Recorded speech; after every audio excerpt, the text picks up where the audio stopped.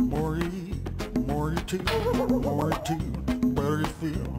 Let's have bean for every meal. Bean, bean, musical fruit. More you eat, more you chew, more you chew, better you feel. Let's have bean for every meal. Let's play your horn and make it toot with an SBD or a mega P. Let's do a cheer, let's give a hoot. You gotta love beans, beans as musical fruit. Beans, beans, musical fruit. More you eat, more you chew, more you chew, better you feel. Let's have beans for every meal. Beans, beans, musical fruit. More you eat, more you chew, more you chew, better you feel. Let's have beans for every meal.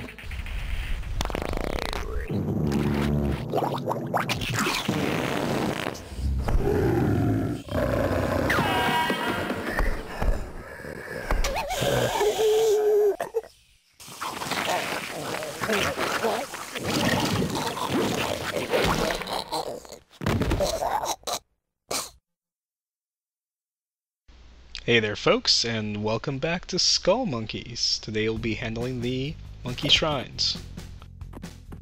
So, we're going to get one of our first special abilities here, and that is the Fart Head.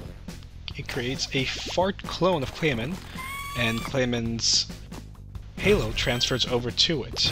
It will scout out dangerous areas for you, but if you do take damage with the halo on, Clayman loses his halo.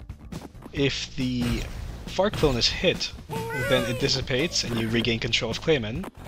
Otherwise, Clayman will spawn into wherever the fart clone got after a little while. It's not all that useful, especially if you already have a halo.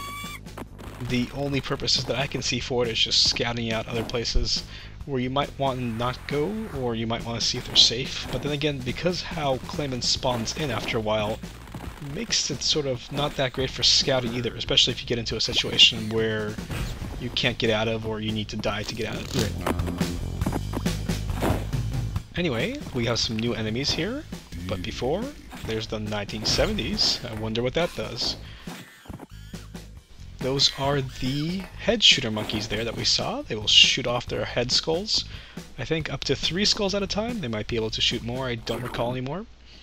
But they just stand around with no head for a while and shoot off those floating skulls that are just an annoyance. And so we took the clay ball first, the gray one, and this takes us to those piss waterfalls in the background that look god-awful because they're yellow and rendered as a 3D model. Either way. We also saw some very angry monkeys down there. Those are the Tempest pulsating monkeys.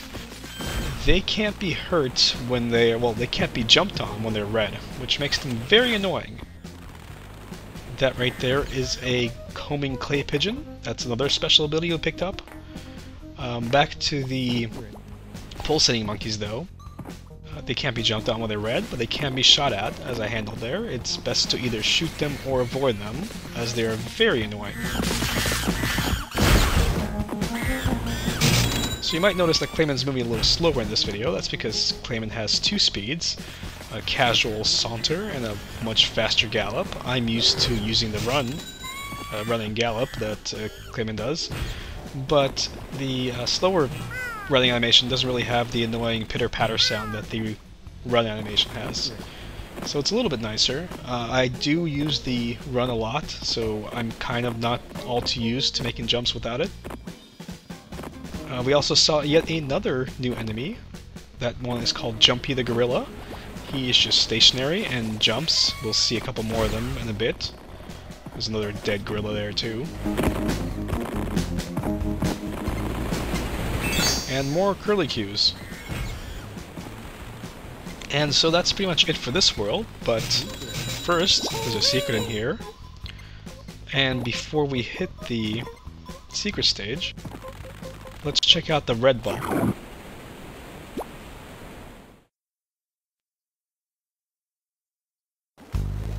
So the red ball takes us to this much nicer nighttime monkey shrine area that I really think has a very nice aesthetic to it. There's more jumpy monkeys there, as I mentioned, and more secrets behind objects that seem like they should be solid. Best to just avoid the angry monkeys as much as possible. Like so. Also, you can carry up to 7 fart clones and 7 clay homing pigeons.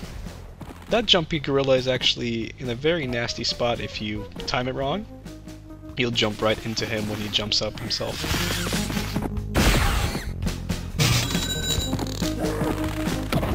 But with that, we are literally nearing the end of this level as well. Just have one more curlicue to find, I believe. Yep, there it is. And that lets us get into the secret level, which I missed the jump for here. For whatever reason, the secret level clay ball isn't purple in this area. Probably to not mix with the background colors. So yet another bonus room here. Notice those chains in the foreground. That's going to become an issue later on in the game. Not the chain specifically, but foreground objects blocking your view and causing you not to know where to jump or to see what's going on the screen. It looks nice aesthetically, but it's really crappy for when you want to jump at something and you have no idea if you're going to make it or not. So yeah, the game will do that a lot. And so you could leave the bonus room here, but then you'd miss the secrets in the bonus room. Look at all those little weird dolphin-looking boats up there. But before we even look at those... Yep, there's 4 lives here if we run to the side long enough. So this is a bonus level.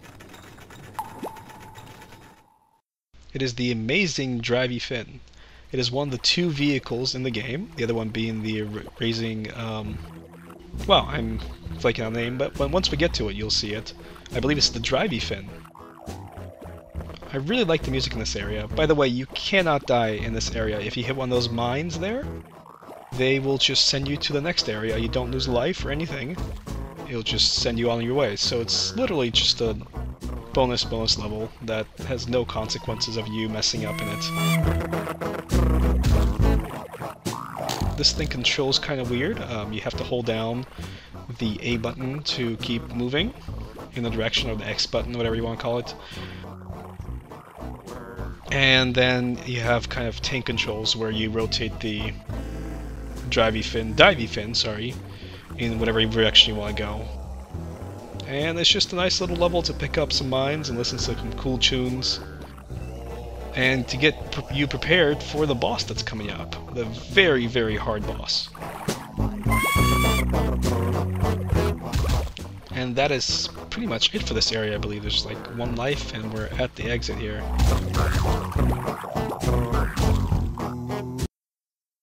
And yep, we're loading the Shriny Guard. It is their first boss of the game. And this is probably one of the easiest video game bosses I have ever had to fight. He'll sometimes throw a rock at you if you're standing up here, if you waste too much time. Usually he won't get the chance to do that, because all you gotta do is jump on his head 3 times, like that, and you jump back on the middle platform. That is literally it. I am not joking. I'll see you folks next time.